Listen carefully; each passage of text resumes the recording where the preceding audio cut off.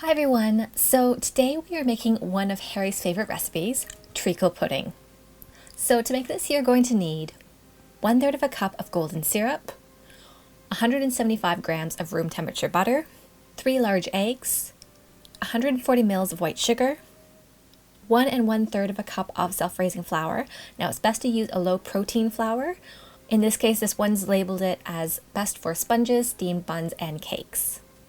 You also need 4 tablespoons of milk and some extra butter for greasing. Start by taking the extra butter and greasing the pudding bowl.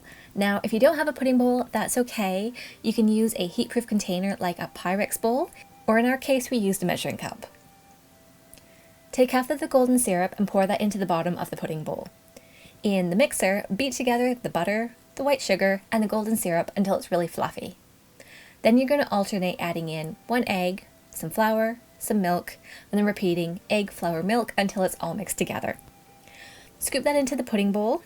Now this recipe does make enough for two 2-cup puddings, so stop when the batter is 1 inch from the top. Wet your fingers and smooth the top of the batter.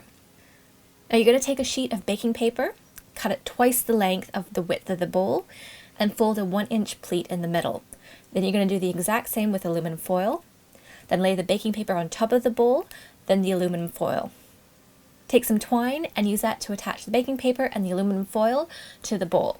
Now, if you're using a proper pudding bowl, you're also going to need to tie a handle using the string so you can easily lift it out of the water. In our case, we were using a measuring cup, so that wasn't necessary. Cut or fold the excess foil and baking paper up, then place in a deep saucepan a small trivet.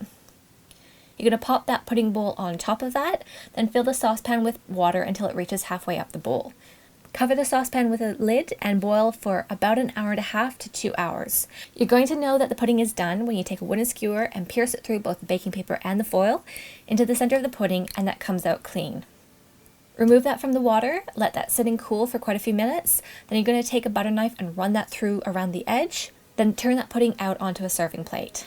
Finish it off with a drizzle of the excess golden syrup, and then you're ready to serve.